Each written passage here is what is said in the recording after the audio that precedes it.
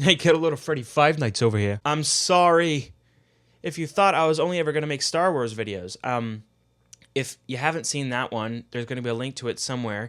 If you have, don't worry. I'm planning on making two more, one more for each book and movie pairing until I'm done with my own little trilogy. But this story begins in 2014, which is kind of crazy to think about now. That is the year that the original Five Nights at Freddy's game came out, and I think after that we all kind of know what happened. I think it's interesting, though, the way that you can kind of trace similar trajectories between franchises, Five Nights at Freddy's and Star Wars. Both began as acclaimed and beloved smash hits accredited to the vision of a singular person, then evolving through each entry into the farthest and strangest reaches of that vision. Now they've changed hands with nebulous involvement from their original creators, and they are unrecognizable. Just as a disclaimer, I'm not going to be discussing anything post Five Nights at Freddy's 4 in this video, because as Scott Cawthon, the series creator, has said, the initial intention was not to have more than 3 games. People didn't find Five Nights at Freddy's 3 scary enough, though, especially for a climactic conclusion, so we got Five Nights at Freddy's 4. And my interpretation is that once Cawthon decided that even Five Nights at Freddy's 4 was not going to be the end, he pretty much abandoned the idea of capping off the series at any point. We started getting books with alternate timelines, comics. I think there was a movie, and even more games. There continue to be books, comics, games, and then there's going to be another movie. I guess I mean to say that the first games, the ones intended initially to be the only games, are unified in aesthetic and lend themselves most to the arguments I'm trying to make here. I mean, trying to make an essay that assumes every Five Nights at Freddy's game to be of a similar piece just sounds like pulling teeth. Speaking of aesthetics, my opinion is that Five Nights at Freddy's 1 is an example of true aesthetic genius. This probably has something to do with the fact that it was made by a single person. I just have trouble thinking of another horror game, indie or otherwise, that is so well-rounded and engaging in terms of visuals, audio, writing, everything. I hardly even know horror movies that do this. Alien, for sure, is one, and The Thing, maybe another, but I think FNAF 1 really is right up there, at least as a vision of terror. Whether it's the character designs, the images of each room of Freddy Fazbear's Pizza, or any of these sound effects,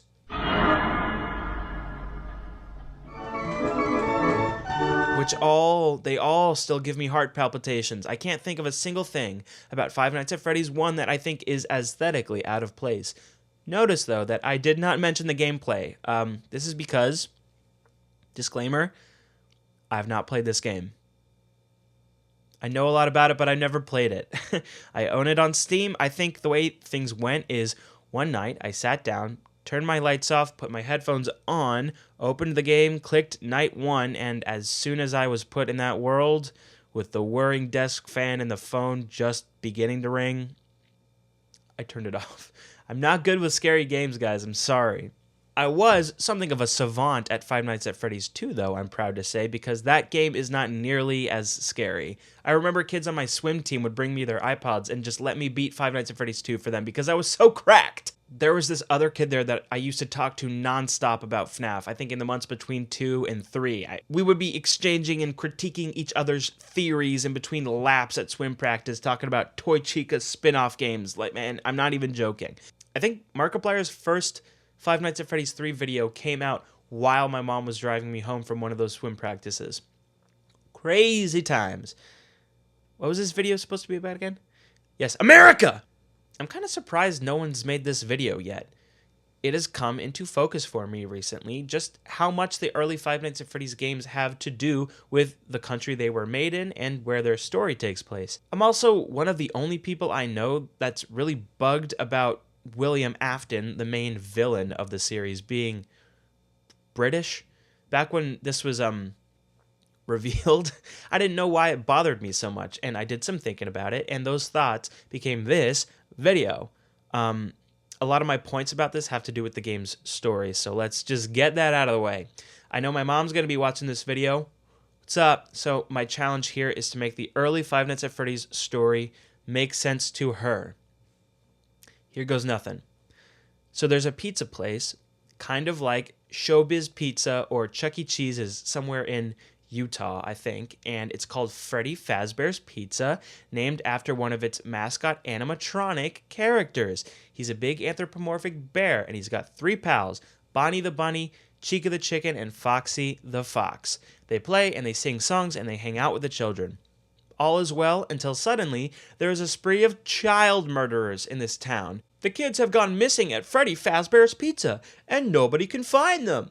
We play the game as a night guard at the pizzeria, and it is revealed slowly to us through strange images, voice recordings, and parts of our environment that the bodies of these children have been hidden inside the animatronics themselves. This is horrific enough before we realize a further tragedy that takes this game from a disturbing story about murder to a supernatural scape of terror. The souls of these dead children have not moved on to the afterlife. They are somehow bound to the new bodies they find themselves in. The animatronic suits. As your shift begins and through your dingy camera view, you see Freddy, Bonnie, Chica, and Foxy begin to move, you realize that you're in for a very special 5 friggin' nights.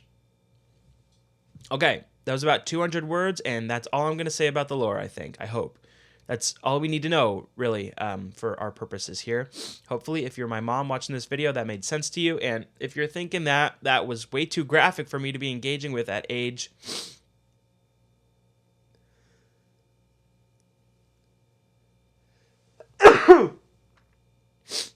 11? I was 11? Okay, goddamn, no. Yeah, you're actually completely right. That's really weird how time works. Another reason I probably won't be talking much about how one actually plays Five Nights at Freddy's is that though the gameplay was very unique when it was released, people were and still are mostly engaged with the mysterious story. Who killed these children and why? In one of the pre-recorded voice messages we listen to at the start of each night, we hear about a time when one of the animatronics bit off someone's frontal lobe. What the hell's with that?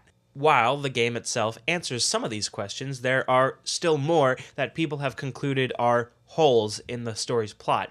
For example, people noticed that the robots smelled terrible and had mucus around their eyes, so how the hell did this place even stay open? The series has some issues with suspension of disbelief, as in what the audience is willing to take seriously within this established fictional world. The first game doesn't feature any of the high-tech science fiction stuff that the franchise would later incorporate. Honestly, the only sci-fi stuff here is that these gigantic robot characters are able to walk around everywhere. It's not implied in the game that they're only able to leave the stage because they are possessed by the spirits of these kids, so we assume that they're just built to do that, but that's pretty advanced stuff. They didn't have that at Showbiz Pizza, and frankly, they don't even really have that now, unless Boston Robotics is cooking up something that we don't know about. I would just like to acknowledge how much of this, even the weirder stuff, can only make sense within the very specific geographical and cultural circumstances of the series. Why couldn't Five Nights at Freddy's take place in a place like India?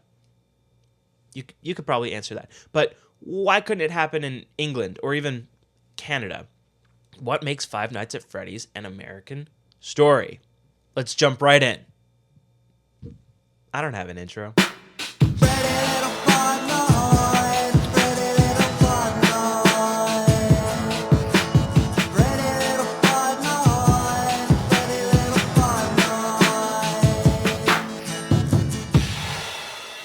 The United States of America is a big place, like quite large indeed. Okay, over the course of this video, I'm going to bring up a few memes sort of things to illustrate popular ideas or notions, and this is the first of those. Did you know that all of the United Kingdom can fit inside of Texas? More than once, actually. If the UK was made of a fine metal alloy and you melted it down and poured it into Texas, the latter could contain almost 3 UKs. Crazy! Something else about the United States is that we don't really have a historical relationship to the land we're on. There was a group that did at some point, but they are no longer the dominant force in what has become this country. Sure, you can go on Google Maps and search the name of any geographical area in the Union, but that's much different from actually knowing that land. Because of this, there are grand swaths of this country full of towns, neighborhoods, and communities that are very isolated from the rest of the nation in terms of distance and culture, and I'm not telling any tales out of school when I say that. The consequences of industry in America mean that jobs can be created and then disappear from under the feet of entire towns. In this country, there is room and economic incentive for such places to end up forgotten in states of decay. It's been remarked upon by people far more knowledgeable than I, and also exploited by photographers on Zitter, eager to just spook people with the ruins of communities in America's South. Uprooting oneself and following new economic incentives, becoming somewhat transient, is also part of the American cultural identity, from roving cowboys to hitchhikers. We like to move around. We're expected not to stay with our parents as we grow up, etc. You get it. Among those who elect to stay, to form the backbone of their communities, stability is incredibly important. If one takes care to exploit this, there is much they can do that might go unnoticed. I'd like to talk about someone you might know of in order to illustrate this. John Wayne Gacy. It's been speculated that Gacy was an inspiration for the character of William Afton, who, in the story of Five Nights at Freddy's, is a small-town child killer with a penchant for children's entertainment. If we take that to be true, then we could simply analyze Gacy's connection to Americanness and assume that to be true of Afton as well. But I'd like to get a little more granular and discuss specifically how the politics of a small town can be exploited by someone with malicious intent. Gacy is a very useful example of this. By participating in local politics, creating a business that hired local adolescents, and infamously performing as a clown for free, he firmly implanted himself as a fixture of Norwood Park, Illinois. He quickly made acquaintance with many people, toward whom he would act generous and neighborly, even as he murdered dozens of members of the community. Detectives found evidence in Gacy's home connecting him with several disappearances, but there was nothing directly incriminating, so they settled on surveillance. But this seemed to be the environment in which their suspect thrived. Gacy was observed being social and exuberant, with tons of friends and connections that loved him. He even struck up joking conversations with the detectives themselves.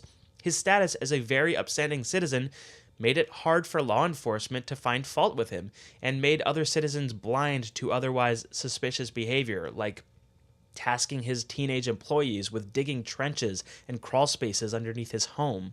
Here's a quote from Dave Hackmeister, one of the detectives who surveilled him. As the surveillance progressed, what we found out was that he had this huge core support of friends and family and coworkers and such, and that is really what was the barrier between us and Gacy.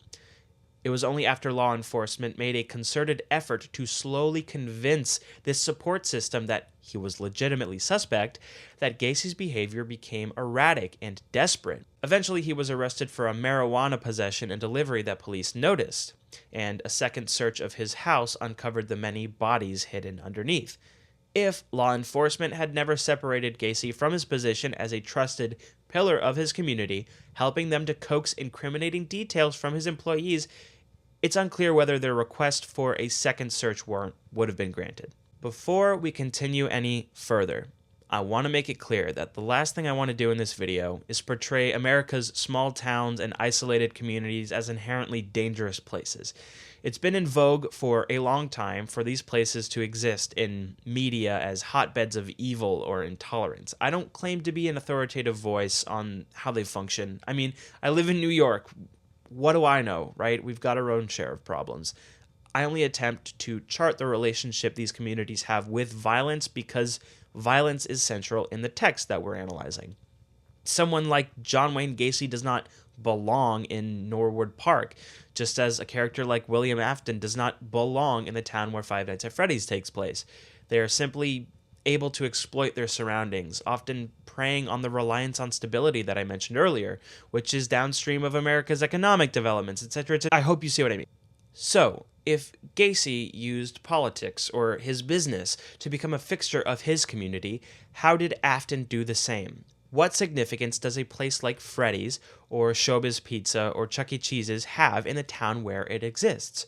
I'd argue that, for a few reasons that I'm about to entail, this significance is probably proportional to the isolation of that community, as in, the fewer people there are and the lower prospects of mobility are, the more this kind of establishment means. So why? Well, let's break down the attributes of these establishments. What do they offer to their patrons? We got pizza, chicken fingers and fries, probably some ice cream. We've got arcade games. We got prizes to win. Maybe indoor playground of some sort. Big-ass animatronic characters / dudes in mascot costumes. I mean, not stuff you would particularly call vital to the survival of civilization, but bear with me. Like I said before, economic incentives are often the life and death of small American towns. For example, if a factory or a plant opens up somewhere, community will spring up around it. The thing is, though, what is the demographic most affected by the ebbs and flows of job accessibility and, as an extension, closest to the roots of the communities these changes produce? Adults. Obviously, children are at the heart of every society they exist in. What I'm trying to say is that kids aren't going to the factory. There needs to be a school they can attend and maybe a public playground if money is directed toward it, but often there is not much specifically for them in a place like this. Our character pizzeria uniquely addresses this. Oftentimes, a product's success can be derived from the void it fills, or the void it can convince you exists. Think of all the appliances you've seen advertised on TV, suggesting that in your life there's a void of convenience. It's catastrophically messy to crack an egg into a pan, so here's a pan with an extra egg cracker attached to the side. In my opinion, a character pizzeria fills a void that is, in fact, real. There's an entire age group whose energy and free time are at their maximum, and nobody is profiting from it. Let's pause and create a hypothetical town of the sort I am trying to describe. We will call it Eagleton, population 12,000, somewhere in America's Midwest. The year is 1983, and almost everyone knows someone who works at the nearby steel mill, which opened a decade or two ago during the rise of the United States' domestic steel production. Back then, it seemed like steel would never stop flourishing, and people were eager to make a home in Eagleton when plans for its mill were announced. Steel has been on the decline since then, but the mill in Eagleton has stayed alive and afforded an honest living to those around it. It is, perhaps, the kind of place that would eventually come to contain a precious hamlet, like the one captured in this photo.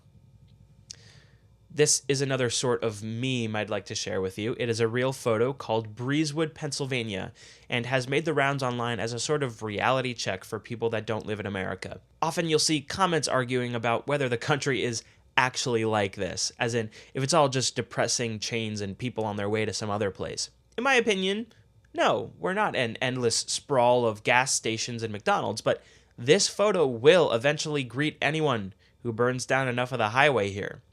You can pass through 10 intersections that look much like this. They are all ubiquitous American landmarks because they're all so anonymous. I think Breezewood represents the transience I mentioned before. Companies like the ones in this photo thrive by accommodating customers just enough to get them back on the road. There are no homes in the photo, maybe a motel, which profits from elongating one's travel. Not to quote media as real-life evidence, but I think the Doors meditated well on this as an American tradition. Into this world we're thrown like a dog without a bone, an actor out on loan, riders on the storm. Jim Morrison is quoted as having said, "All our songs are about love, travel, and death." I don't think a place like Chuck E. Cheese's would exist in the Breezewood photo, as it's not the kind of establishment to take in and shuffle out people with the frequency of those others, but as we'll get to soon, I think it's sort of the other side of the coin to the companies we see here, profiting from community and the stationary instead of the transient.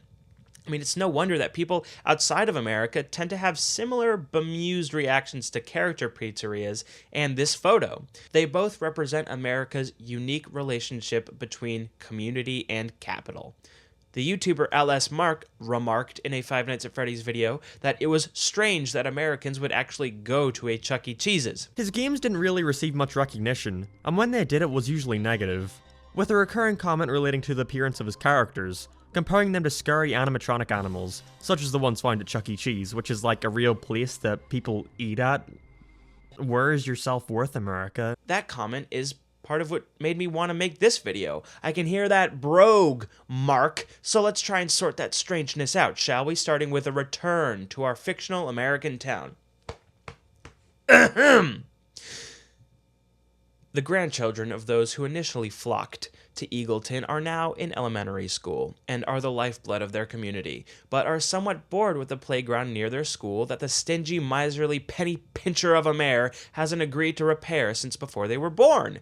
This is what we might call an unaddressed market. All of a sudden, a place appears where fun is not an afterthought, like recess during the school day. Fun is the whole point. You head in with a few quarters and are presented with real choice on what to make with them. Before, your choices were vanilla or chocolate. You didn't even get to choose the cone. Now, you can play any of this place's 10 awesome arcade machines, and if you get good enough to win some tickets, you can take them to the prize counter and buy any number of crazy toys they certainly don't carry down at the hardware store. You're hungry before you know it, and there's pizza on the cheap 10 feet away.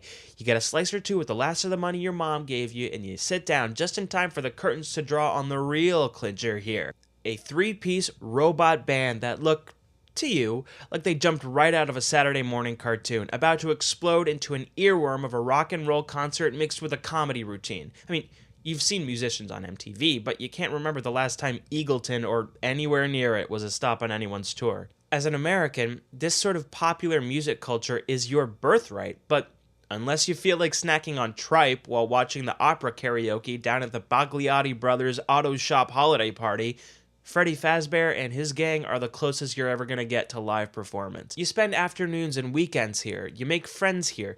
You beat the kid who said your chin was weird's high score on Space Invaders and use the tickets to buy a slingshot. You fire on him. Needless to say, the place where all these new things are gathered begins to mean a lot to you. And the man who owns this place, who gave it all to you, begins to mean a lot to the grown-ups. Sure, they might find it odd how much he likes suiting up as a yellow bunny and joining the robots on stage, but the kids love it so much they can't complain. I'm not trying to sell to you here the idea that Five Nights at Freddy's doesn't require any suspension of disbelief. Obviously, the supernatural is at the very heart of this story, and despite all I've said, it's truly wild that William Afton just got away with all those child murders he committed. I mean, lack of direct evidence be damned. We all know that he was arrested for these crimes, so what gives? I honestly assume that somehow the police let Afton off the hook knowingly, even if they really didn't have the bodies. It couldn't save Freddy's in the end. The place was tainted by the crimes forever, and whoever did still go was not a fan of the mucus and blood seeping from each crevice of the animatronics, which surely was caused by nothing at all. But Afton still somehow got away with his freedom. Even in the vacuum of the original Five Nights at Freddy's trilogy, we know that he ended up opening more locations. Here's where my idea of American transients comes back in. Maybe the people in Eagleton have had enough of Freddy's, but what about Hawkton? 10 miles down the freeway, population 9,000. The transient and the stationary in this country are once again like two sides of a coin. The memory and pain of a tragedy like the one portrayed in Five Nights at Freddy's would haunt a place like Eagleton for a long time, but things like memory and pain can be, like the town that has them, very isolated and very local. This still depends on the internet not existing, because that would shatter many of these barriers, but in the late 20th century, the Freddy's murders would not color the very identity of Hawkton the way they did in the town where they happened. In my brain, factors like these make Afton's continued affairs make a little more sense. Just as he took advantage of his community's trust, so too did he exploit its isolation and the isolation of other communities by becoming transient, drifting to another place to start anew, confident that the Hawkton newspaper might mention him as an exonerated suspect, but might not include the details like the stench of death wafting out from within Chica's stomach that color the more personal terror. And while we're on the topic, let's discuss the presence of the haunted community in Five Nights at Freddy's 1, because I think it's the game's greatest source of lingering terror. We're going to get metaphorical again, but I'll try to be coherent. In Five Nights at Freddy's 1, like in many Five Nights at Freddy's games, we spend all of our time inside of a building. Our entire setting is Freddy Fazbear's Pizza. The outside world is hinted at, suggested at, but especially in the first game, we are not allowed to see any representation of it. I don't even think we have any windows. We might as well be in a submarine. Through things like our nightly recorded messages and newspaper clippings on the walls, we are drip-fed precious context for our suffering. I'd like to put the idea in your head that the setting of this game, specifically the building that is Freddy's, is a metaphor for the experience of the town where it exists, which I'm still calling Eagleton, now haunted by the memory of an unacceptable tragedy. I'll paint a picture for you. The year is 1992. You're a traveler, not from Eagleton, but you're staying there for a day or two for some reason or another. Maybe you're a journalist from Salt Lake City, hoping to interview some former steel mill workers to get their experience on the closure of the Eagleton mill, and by extension, gauge the experience of the working class during a period of decline in America's domestic industry. You roll into town one day, and immediately, you note a heaviness in the air. Those who greet you have a bleak look in their eyes. Initially, you chalk it up to the mill closure. It's an uncomfortable feeling to be an outsider here, but hey, at least you'll have something to put in the article. You take a walk outside and have a realization that stops you in your tracks. It's Saturday, but you haven't seen a kid the entire time you've been here. A wave of unease comes over you. Why would a mill closure cause that? Midway through an interview that is proving less juicy than you had hoped, you inquire about that, and the atmosphere immediately changes. The man you're speaking to goes quiet, and the silence is oppressive for the few seconds before he simply says that people in Eagleton like to keep track of their kids during the weekends. You ask why. It's here that the truth is revealed.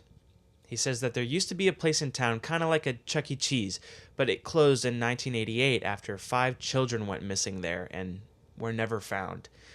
Nor was a culprit settled upon. The town never really recovered, he says. Back then, Freddy's is where kids would be on a Saturday like this. Now, parents are anxious sending them to school in the morning. Let's trace this narrative arc. You show up as an outsider, expecting one thing but finding traces of another. You begin putting pieces together, culminating in a terrible revelation beyond what you thought possible.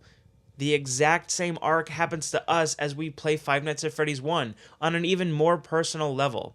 It's 1988, I think, in this hypothetical canon. You are on the Night Watch during the final weeks of Freddy's before its closure. Our character is not an outsider to Eagleton, but they know only as much as our hypothetical former mill worker. Kids went missing in the place you now find yourself locked up for the night. We as players likewise come to the game with the understanding that it is a horror game, so we expect something to be up. The eventual revelation here is exactly what happened to those missing children, and answered the rest of Eagleton's population never got. In place of townspeople acting strange, stranger than you thought they would, we have the animatronic characters. You knew they'd creep you out, but when they start moving erratically, showing up at the door to your office, you begin to think that there is a much deeper mystery here. This really was the way we experienced the game when it came out. It didn't say the animatronics were possessed by the souls of dead kids stuffed inside them on the fucking Steam description. We had to figure that out, and it was difficult to put the pieces together. A newspaper clipping here, a slip of the tongue by the phone guy there. I remember when everyone on YouTube simultaneously realized what had happened to those kids, I was like, holy shit. It was chilling. Our poor protagonist of Five Nights at Freddy's 1 gets a front row seat to the literal bloody guts of the situation in this town. The real truth. It's one thing to look at a house and know that a murder took place inside it. It's another to see the bodies for yourself. You know what I mean? Our experience as a player of Five Nights at Freddy's 1 directly reflects the experience of coming into a community haunted by a past tragedy. The stifling claustrophobic atmosphere, the sense of unease, knowing there's something here you don't understand. Beyond the animatronics designs, beyond the stressful gameplay, beyond even the jump scares, this connection is what continues to creep me out most about the first game in the franchise. One of the main themes of Five Nights at Freddy's is retention, endurance. Just as Afton's business endures, so too are the dead forced to endure, as a symbol of how the wound of this kind of tragedy festers in such a localized setting. The aesthetics of decay are infused throughout the first few games. Sometimes it's played for laughs, other times for scares, but by the time our protagonist shows up to Freddy's, it has ceased to be new and succumbed to a kind of general crappiness that in many American stories comes with time as a force of nature. Our office is in disarray. Wires hang from the ceiling in the east hallway. The rules for safety include don't poop on floor. It is implied that the establishment has accumulated its share of wear and tear, as have the robots, whose bodies are covered in handprints and scuffs. Our phone guy jokes that they might be irritable from not having had a bath in 20 years. This probably doesn't mean that they've never been cleaned at all, but it does imply a certain grody-ness. Not to embark on another tangent, but this same phone call definitively establishes a theme of duplicity in the game. Your memo from Freddy's legal team includes the following. Welcome to Freddy Fazbear's Pizza, a magical place for kids and grown-ups alike, where fantasy and fun come to life. Fazbear Entertainment is not responsible for damage to property or person. Upon discovering that damage or death has occurred, a missing person report will be filed within 90 days or as soon as property and premises have been thoroughly cleaned and bleached and the carpets have been replaced. Blah, blah, blah. Thanks, guys. That's very thoughtful. Just as the dining area in Five Nights at Freddy's 1 is kept presentable while the area near our office is not, the capability of the animatronics to harm employees must also be kept away from the public eye. It's prioritizing a profitable farce before a more dire truth, a theme that would be reinforced to the point of ridiculousness in this franchise before long, and one that stems from economic interest. It's funny how much money has to do with this story. Tangent concluded. Five Nights at Freddy's 2 and 3 also play around with the aesthetics of decay. 2's location amps up the contrast between old and new, with a new cast of animatronics that look like that, and many more rooms, a positively spiffy office for us to kick back in. They've even got a shiny new merry-go-round, which is crazy. On the other hand, wires are dangling all over the place in Kids Cove. One of the animatronics has been savaged by children so badly and so many times that the employees have just allowed it to exist in a state of mangled mess. And oh yeah, the original guys are still here in storage, having withered into nightmarish distortions of their former selves that nevertheless find the strength to get up and try and come kill you. Our phone guy is back and confirms that the old pizzeria was kind of left to rot for quite a while. Now, I understand that Five Nights at Freddy's 2 is actually most likely a prequel to Five Nights at Freddy's 1, as in it takes place first chronologically.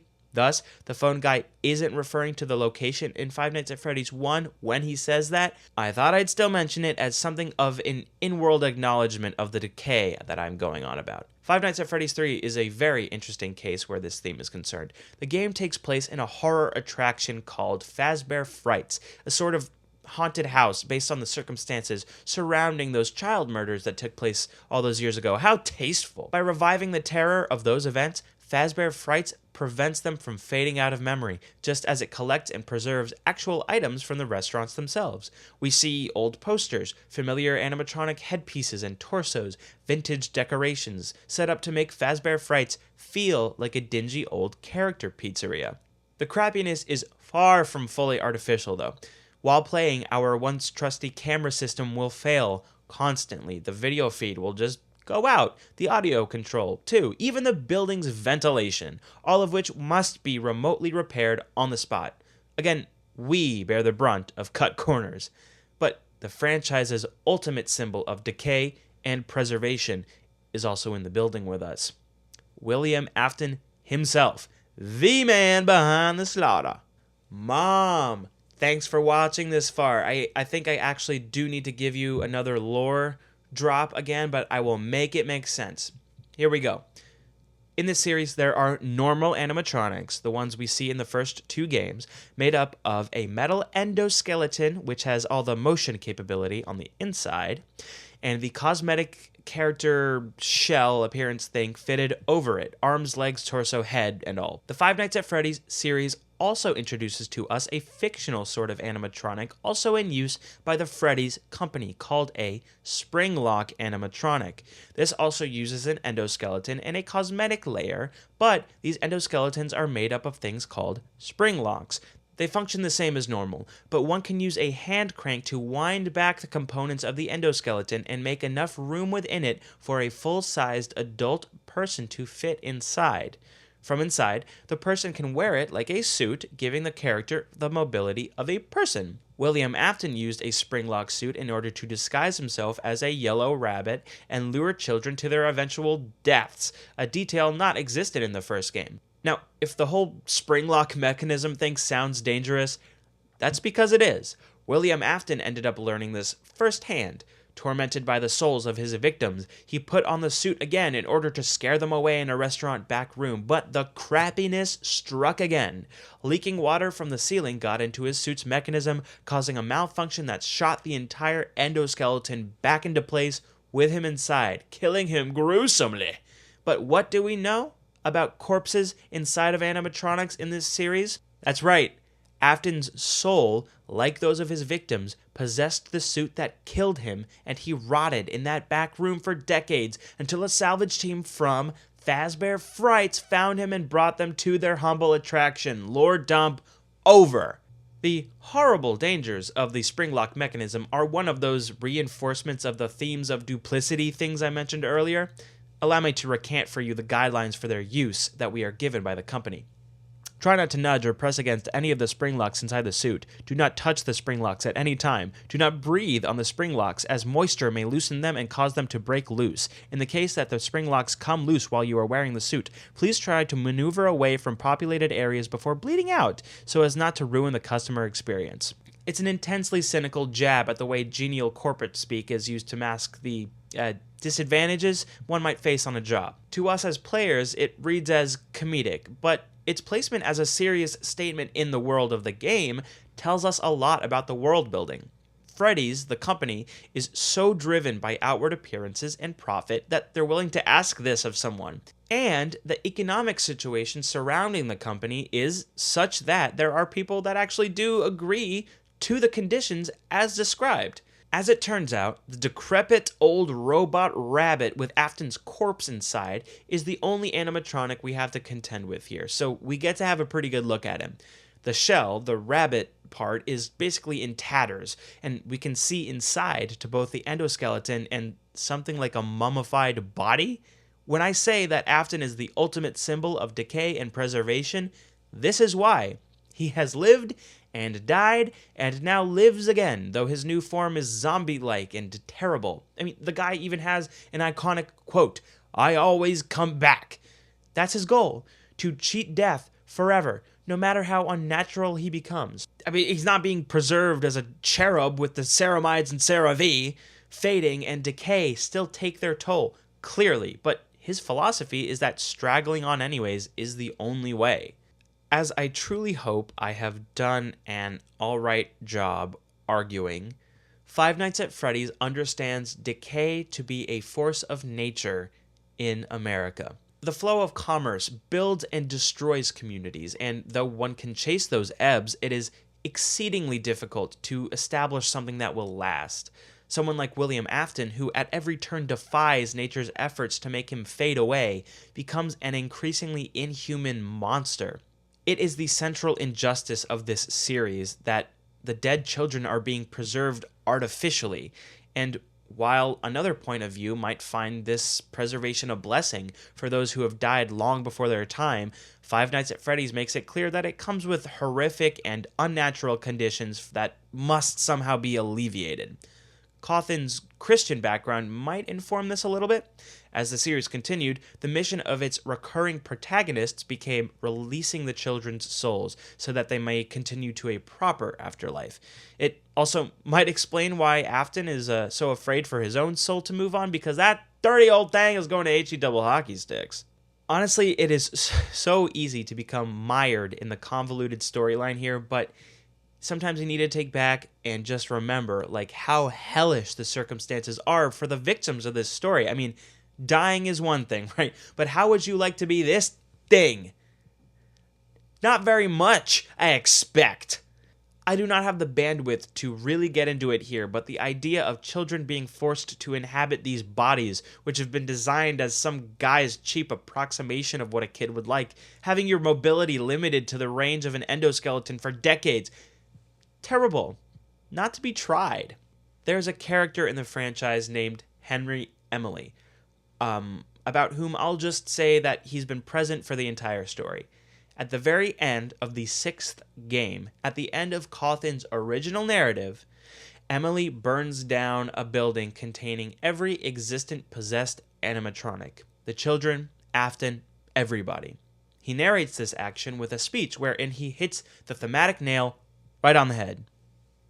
This place will not be remembered, and the memory of everything that started this can finally begin to fade away, as the agony of every tragedy should. I'm a talking cat. His gift is to force these things to stop resisting and to fade away, as they should. This should is important. I think it tells us about the fatalistic philosophy of the series. Justice is not bringing the children back to normal life. It is allowing the natural course of things to regain hold. A life of constant struggle and no consequence may be terrible, but Five Nights at Freddy's suggests that to straggle on past one's time to reject the end of that life is also not correct. I believe it derives parts of that idea from its setting. It's sort of a dour message, and for the children, I mean, that it's being forced on, it's not very fair, but I don't know, it's a horror game. I'm not saying that the American qualities I've outlined here are non-existent in other countries. Not at all. There are bigger countries than this one, with smaller towns. There are countries with signature cultural feelings of birthright. There are countries with economic opportunity that shifts geographically over time. I just think that America is a very unique mix of all these qualities, feeding into and informing one another until we get something as strange as the success of a place like Chuck E. Cheese's. Which is why later Five Nights at Freddy's games like Security Breach don't resonate with me much at all. It's all so shiny and new, and I have a hard time believing the Pizza Plex could exist anywhere other than, like, Dubai. As many other people have noted, it's moved from horror towards science fiction, which I don't mind, but it was the ways in which every element, the setting, the aesthetic, the sound, the story, the scares, came together in those first games to create terror that got me hooked on the franchise in the first place. Which is why it's so stupid that William Afton is British. Like, seriously, no offense, but I mean, what does this guy know about any of this? He sounds like a Bond villain. He should sound completely unassuming. That is the 20th century American serial killer archetype that the series was building him up to be. I don't know. What was a British guy even doing moving to Utah in the 1980s? Did they really need to give him the characterization of a supervillain? I think he would have worked a lot better without that. I thought nobody knew he was crazy before he committed all those crimes. I thought it was one of the nobody saw it coming things. After being characterized as a normal-ass Midwestern American dad would make it even more unnerving that he is so inspired to cheat death itself no matter what happens to him along the way. The truly evil coming from within the completely unassuming, from something you thought you knew. That is a theme of American horror. I don't know. But what I do know is that there's only room for one British bloke in Five Nights at Freddy's. And Daco and 8-Bit Ryan are going to have to fight for it.